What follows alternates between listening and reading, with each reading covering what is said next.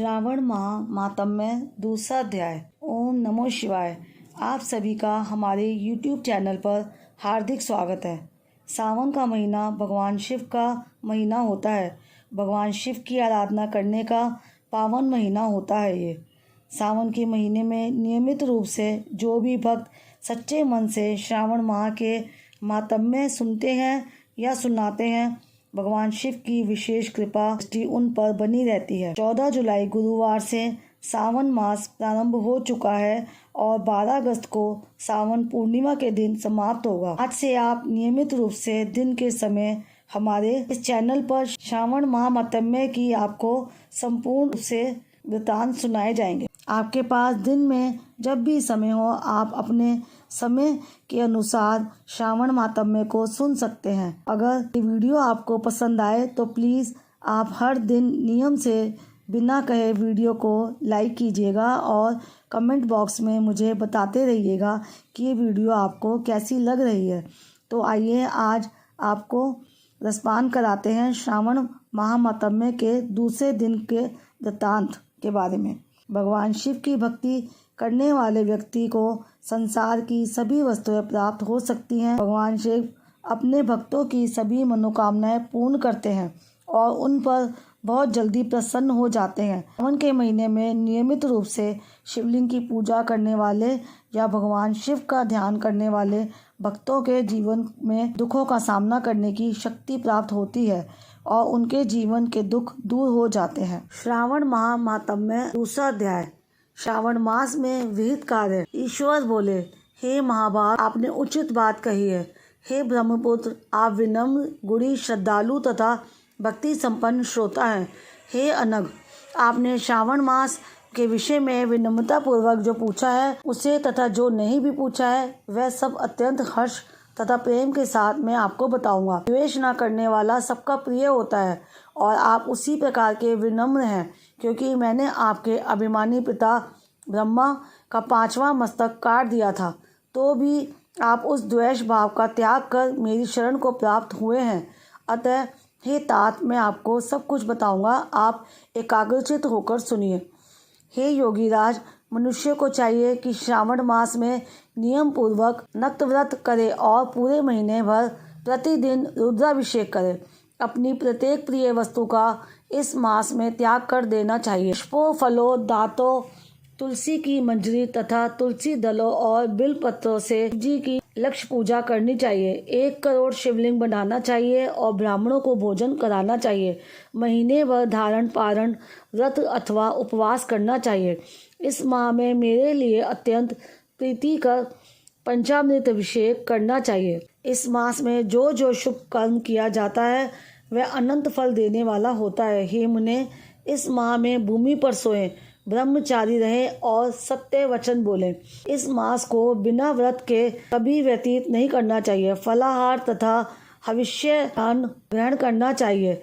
पत्ते पर भोजन करना चाहिए। व्रत करने वालों को चाहिए कि इस मास में शाक का पूर्ण रूप से परित्याग कर दे। हे मुनिश्रेष्ठ, इस मास में भक्ति युक्त होकर मनुष्य को किसी न किसी व्रत को अवश्य करना चाहिए। सदाचार परायण, भूमि पर शयन करने वाला, प्रातः स्नान करने वाला और जितेंद्रिय होकर मनुष्य को एकाग्र किए गए मन से प्रतिदिन मेरी पूजा करनी चाहिए।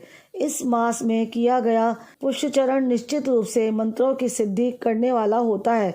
इस मास में शिव के षडाक्षर मंत्र का जप अथवा गायत्री मंत्र का जप करना चाहिए और शिव जी की प्रदक्षिणा, नमस्कार और वेद पारायण करना चाहिए। पुरुष सूक्त का पाठ अधिक फल देने वाला होता है। इस मास में किया गया यज्ञ, ग्रह यज्ञ, कोटि होम, लक्ष्य होम तथा अयुत होम शीघ्र ही फलीभूत होता है और अभीष्ट फल प्रदान करता है।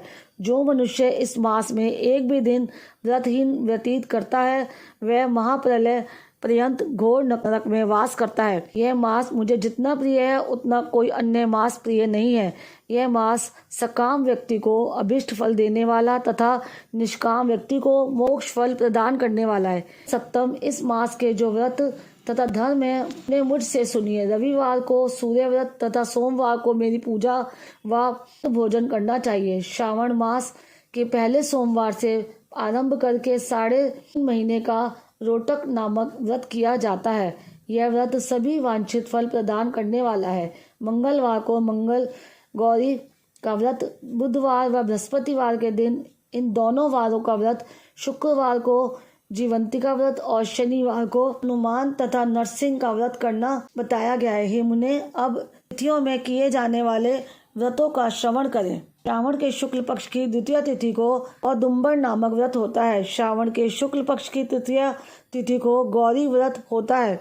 इसी प्रकार शुक्ल की चतुर्थी तिथि को दुर्वा गणपति नामक व्रत किया जाता है। हे मुने, उसी से चतुर्थी का दूसरा नाम विनायकी चतुर्थी भी है। शुक्ल पक्ष में पंचमी तिथि नागों के पूजन के लिए प्रशस्त होती है। हे मुनिश्रेष्ठ, इस पंचमी को सौरव कल्पादि नाम से जानिए।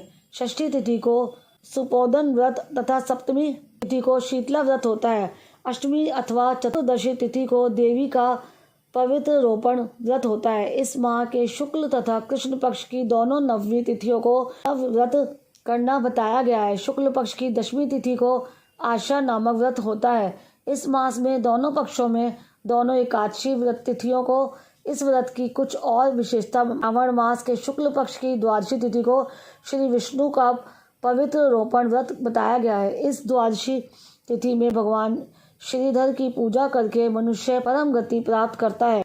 उत्सर्जन, उपाकर्म व दीप सभा में उपाकर्म, इसके बाद रक्षाबंधन, पुण्य श्रावण कर्म, सर्प बलि और हयग्रीव का अवतार, ये 7 कर्म पूर्णमासी तिथि को करने हेतु बताए गए हैं। श्रावण मास के कृष्ण पक्ष में चतुर्थी तिथि को संकष्टी चतुर्थी का व्रत कहा गया है और श्रावण मास के कृष्ण पक्ष की पंचमी तिथि के दिन मानव कल्पादि नामक व्रत को जानना चाहिए। ये द्विजोत्तम कृष्ण पक्ष की अष्टमी तिथि को श्री कृष्ण का अवतार हुआ। इस दिन उनका अवतार हुआ। उत्सव के साथ इस दिन व्रत करना चाहिए। हे मुनिश्रेष्ठ, इस अष्टमी को मानवादी तिथि जानना चाहिए। श्रावण मास की अमावस्या तिथि को पिटोरा व्रत कहा गया है। इस तिथि में कुशों का ग्रहण और वृषभों का पूजन किया जाता है। इस माह में शुक्ल पक्ष की प्रतिपदा तिथि से सब तिथियों के पृथक पृथक देवता हैं। प्रतिपदा तिथि के देवता अग्नि, द्वितीय तिथि के देवता ब्रह्मा, तृतीय तिथि की गौरी तथा चतुर्थी के देवता गणपति हैं। पंचमी के देवता नाग हैं और षष्ठी के देवता कार्तिकेय है। सप्तमी के देवता सूर्य और अष्टमी के देवता शिव हैं। नवमी की देवी दुर्गा, दशमी के देवता यम और एकादशी तिथि के देवता विश्वदेव कहे गए हैं। द्वादशी के विष्णु तथा त्रयोदशी के देवता कामदेव है। चतुर्दशी के देवता शिव, पूर्णिमा के देवता चंद्रमा और अमावस्या के देवता पितर हैं। ये सब तिथियों के देवता कहे गए हैं। जिस देवता की जो तिथि हो उस देवता की उसी तिथि में पूजा करनी चाहिए। प्राय इसी मास में अगस्त्य का उदय होता है। मैं इस काल को बता रहा हूँ, आप एकाग्रचित होकर सुनिए। सिंह राशि में प्रवेश करने के दिन से जब 12:40 घड़ी व्यतीत हो जाती है तब अगस्त्य का उदय होता है। उसके 7 दिन पूर्व से अगस्त्य की अर्घ्य प्रदान करना चाहिए। 12 मासों में सूर्य पृथक पृथक नामों से जाने जाते हैं। उनमें से श्रावण मास में सूर्य गभस्ती नामक नाम वाला होकर तपता है। इस मास में मनुष्यों को भक्ति संपन्न होकर सूर्य की पूजा करनी चाहिए। हे सप्तम, 4 मासों में जो वस्तुएं वर्जित हैं उन्हें सुनिए। श्रावण मास में शाक तथा भाद्रपद में दही का त्याग कर देना चाहिए। इसी प्रकार अश्विन में दूध तथा कार्तिक में दाल का परित्याग कर देना चाहिए। यदि इन मासों में इन वस्तुओं का त्याग नहीं कर सकते तो केवल श्रावण मास में ही उक्त वस्तुओं का त्याग करने से मानव उसी फल को प्राप्त कर लेता है। हे मानद, ये बात मैंने आपसे संक्षेप में कही है। हे मुनिश्रेष्ठ, इस मास के व्रतों तथा धर्मों के विस्तार को सैकड़ों वर्षों में भी कोई नहीं कह सकता। मेरी अथवा विष्णु की प्रसन्नता के लिए संपूर्ण रूप से व्रत करना चाहिए। पर मारत की दृष्टि से हम दोनों में भेद नहीं है। जो लोग भेद करते हैं वे नरकगामी होते हैं। अतः हे सनत कुमार, आप श्रावण मास में धर्म का आचरण कीजिए।